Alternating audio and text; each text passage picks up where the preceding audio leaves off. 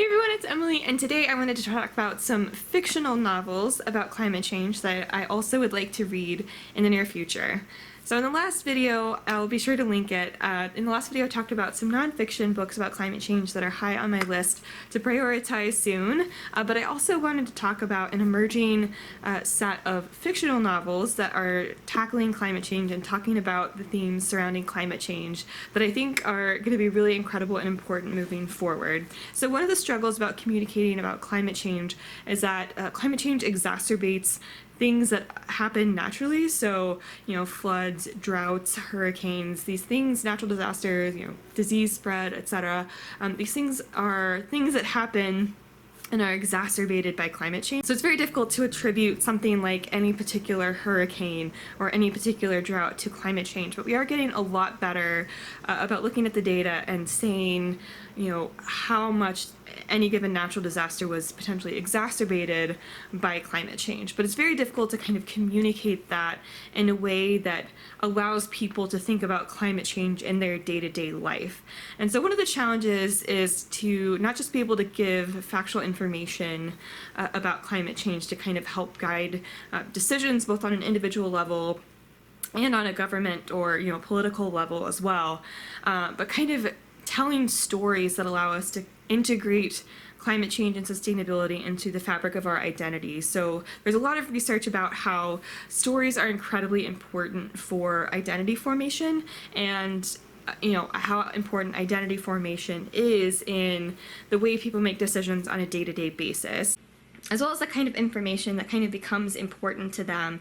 It's all tied into different stories that really make up our identity and allow us to listen to certain voices and allow us to make decisions that might potentially be more sustainable. One of the really exciting emerging trends in fiction is, a group of fiction writers who have said, well, telling stories is exactly what we do, and if we tell stories about climate change, then this can kind of help us begin to navigate not just saying what kind of future could happen or what the future could look like in a world of climate change, even though climate change is happening now, but what could a future of climate change look like, but also trying to build up a world of what are we trying to work towards and what kind of world can we achieve by working to tackle climate change and trying to build up not just what we're working against, but what we're working for, because that's also an incredibly important part of telling the story of climate change.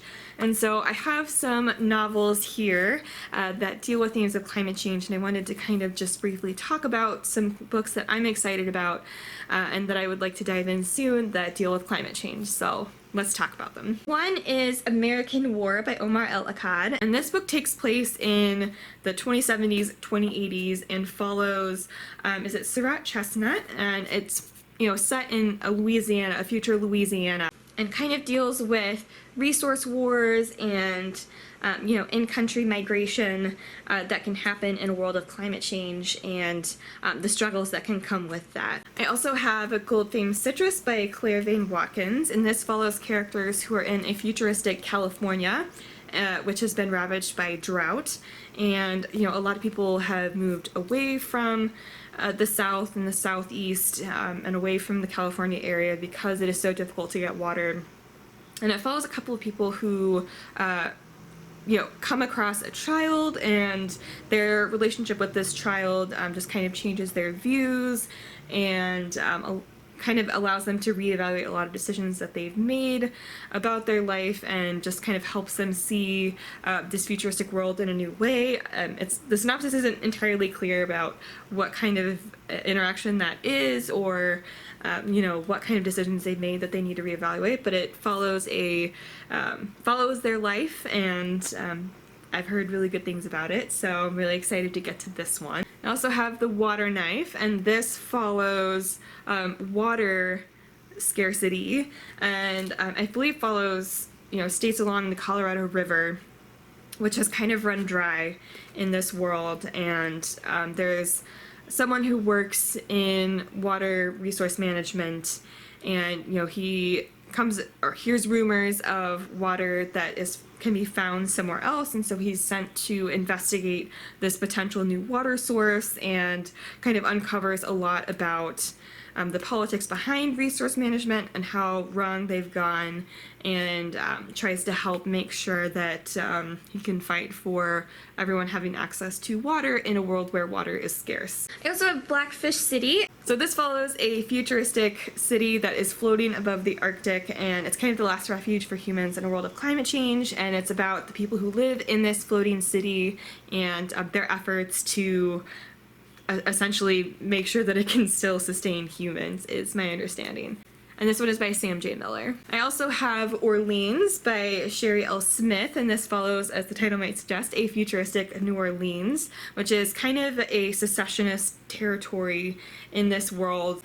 It's not entirely clear how far into the future this book is set, but it follows the secessionist territory around New Orleans, and our main character is trying to get somewhere else, and it's about their story of trying to protect the people around them and get them to somewhere safer. I also have Flight Behavior by Barbara Kingsolver. This follows a woman who became pregnant at a very young age, and I believe the book is set about 10 years after she has her child. So she's falling in love with someone that she's met, and as they're hiking in the woods, they come across a valley that has a lake of fire, is how it's described in the synopsis, and you know how culturally important that place becomes and what happens in her life after they discover this place and how it changes her and how everyone else around her reacts to that. So it's kind of unclear exactly what that means, but I've heard that this book is incredible. I also have New York 2140 by Kim Stanley Robinson, and he is someone who has written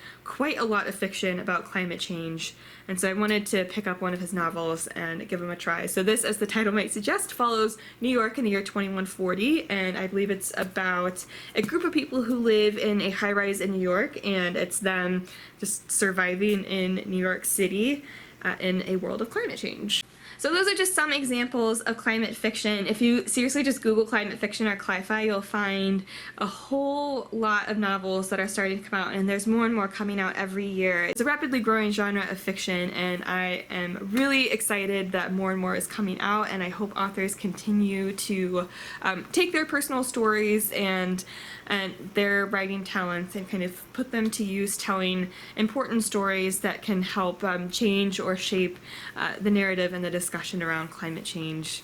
So that's it for this video. Be sure to subscribe below for more content about climate change. I'll be talking about climate news and climate resources, and as well as following all of the action that's happening in the climate and energy world, and talking about books and literature that's written about climate change, and of course, all of the nonfiction books that are coming out about climate change as well. So if you're interested, subscribe below. I'll also link my Twitter and Instagram below. That's where I like to hang out. And I'll also link my book channel where I talk about books, because I like to read a lot, including climate fiction, but I like to read a lot of other things as well. So I'll be sure to link that below as well. And I'll see you in the next one.